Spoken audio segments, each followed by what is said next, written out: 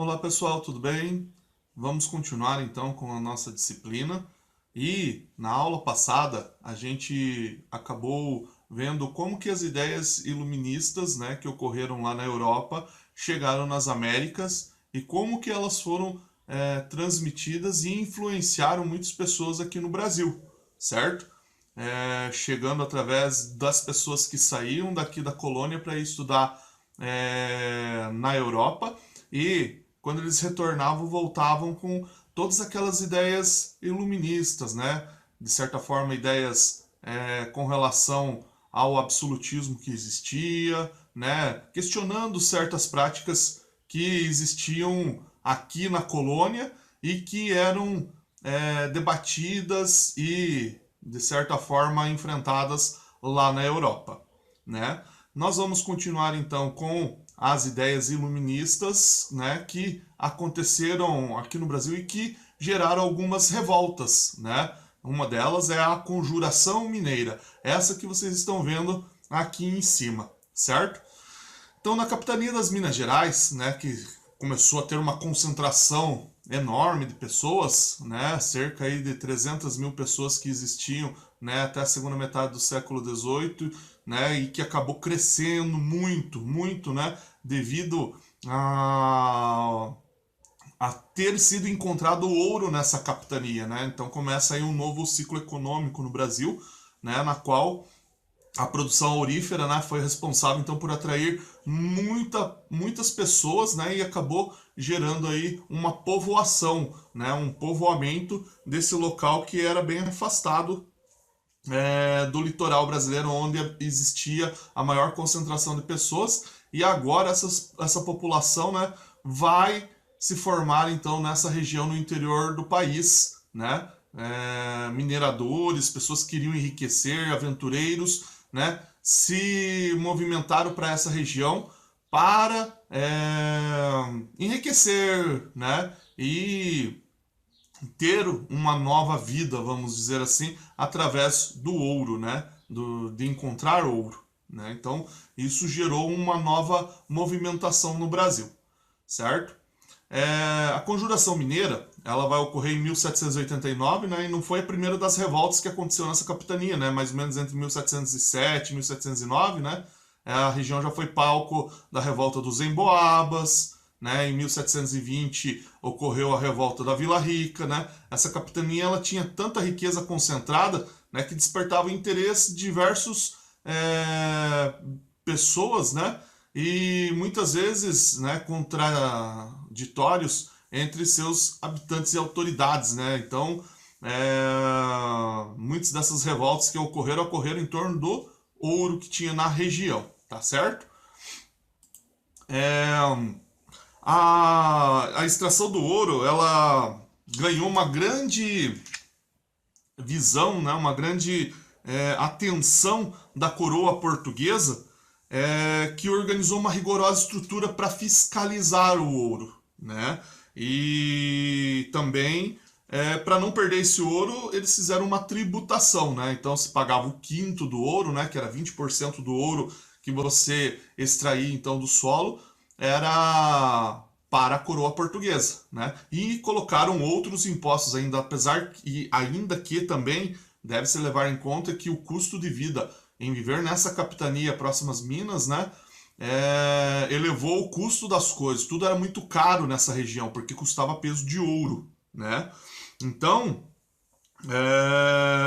essa organização que a coroa acabou fazendo, ela, de certa forma, gerou aí um controle, né, direto, então, dessa fiscalização em cima desse ouro que tinha, mas eles perceberam que o ouro não estava chegando todo, que podia existir aí, de certa forma, uma sonegação dos impostos, né? Então, lá na segunda metade do século XVIII, né, que foi marcada aí pelo declínio da população aurífera na região, porque o ouro começou a se esgotar, né? Principalmente o ouro que era mais fácil de ser achado, que era o ouro de aluvião, o ouro dos rios, né, que era um ouro que não precisava de tantas ferramentas, né, mas ele começou a se acabar, escassear, não existia tanto ouro assim, nem pedras preciosas também, né, como diamante, né, que eram encontrados facilmente nesses rios. E o ouro que tinha ainda, que podia ser extraído, era o ouro de Minas, né? Minas de extração de ouro. Só que para você poder ter uma mina, você tinha que ser uma pessoa já de posses. No mínimo você tinha que ter 10, 12 escravos para poder ter o direito de explorar uma mina. E a maioria das pessoas que foram para lá não tinham essa riqueza toda, né? Então, conforme o ouro foi diminuindo, né, e para tirar o ouro então das minas precisava de uma tecnologia, ferramentas mais aprimoradas, né, e você ter um bom capital para isso, né? Então começou a diminuir a extração de ouro nessa região. E a coroa portuguesa achou muito estranho isso, né, essa diminuição repentina do ouro, né? E eles achavam então que as pessoas estavam sonegando, né, impostos para a coroa, né? Então, para tentar intensificar mais a fiscalização, foram colocados mais impostos para que as pessoas buscassem mais ouro, né? E isso é claro que gerou aí, de certa forma, uma revolta nas pessoas, né? Porque essas novas formas de impostos que surgiram, que foi a derrama, né? No qual a pessoa que tinha que tirar lá 100 arrobas de, de ouro no ano, e às vezes não conseguia, tinha que completar esse ouro, e daí a cobrança era meio violenta por parte da coroa, né? E assim acabou que muitas pessoas não gostavam dessa forma que a coroa estava utilizando essa manobra violenta, né, de cobrar as pessoas que estava acontecendo. E daí é aí que entram as ideias iluministas, né? Porque, né, criticando esse poder absolutista, esse poderio do jeito que eles estavam exercendo o poder, né, em benefício de alguns grupos, né, o grupo da nobreza, o grupo do clero, né, que saíam beneficiados nesse sentido, né, e a população sofrendo a partir desse abuso de poder, vamos dizer assim, né. Então, né, a conjuração ela foi uma pretensão de estabelecer um governo que fosse diferente do governo da coroa. Eles queriam uma independência da coroa portuguesa, né? Eles queriam se emancipar politicamente. Foi um movimento de independência, vamos dizer assim, né? E os conjurados que começaram a tramar, de certa forma, né, esse plano de tentar deflagrar aí a independência, né? Eles formaram um grupo bem variado, né? Havia integrantes da milícia, havia integrantes da igreja e da administração colonial também, que estavam envolvidos nesse grupo, né? E a maior parte deles tinha em comum o fato de ter enriquecido com atividade mineradora, né? Com a atividade mineradora, certo? Vamos ali para os conjurados, certo? Né, então eles tinham posses, essas pessoas, né? Então, como eles se enriqueceram, né? Havia também pessoas do exército, tenente coronel Francisco de Paula Freire de Andrade, né? Então, vou falar o nome dos principais envolvidos nessa conjuração, né? Que tentaram promover uma revolta, né? Depois também, né, o Tomás Antônio Gonzaga, que era um poeta e ouvidor geral, né, trabalhava para a coroa, né? Cláudio Manuel da Costa, que era poeta e advogado, Joaquim Silvério dos Reis, que era contratador, e, né, Joaquim José da Silva Xavier, conhecido como o Tiradentes, né? Ele era um alferes, né? Ou seja, ele trabalhava nas casas de fundição derretendo o ouro, né? E tirando os impostos, né? E digamos que ele não gostava desses impostos que eram cobrados, vamos dizer assim, né? E ele foi o único integrante que foi, né, condenado à morte dentro dessa revolta, né? E então ele foi considerado um mártir, né?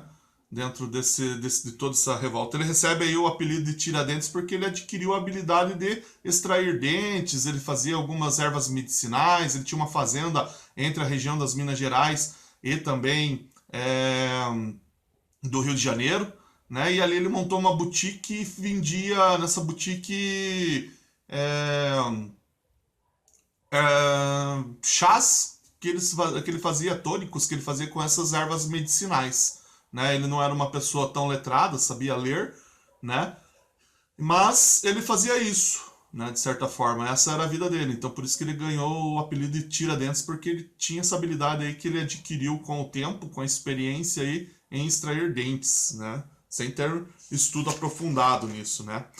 Então, os motivos que levaram esses indivíduos a colocarem-se contra, né, Portugal foram a rigorosa política metropolitana, que estava ali, né, pressionando a população, né, a realidade, que também não viam a realidade local do que estava acontecendo, os impostos que eram cobrados, principalmente a derrama, cobrado de uma forma violenta, né, e tudo isso, né, de certa forma, né, os conjurados desejavam também estabelecer uma comunidade de estados independentes, ou seja, não pertencer mais à colônia, né, como pertencer mais como colônia da coroa portuguesa. Eles queriam a independência, né? Eles almejavam então a formação de uma república livre e politicamente autônoma no território da colônia, né, com capital em São João del Rei, né?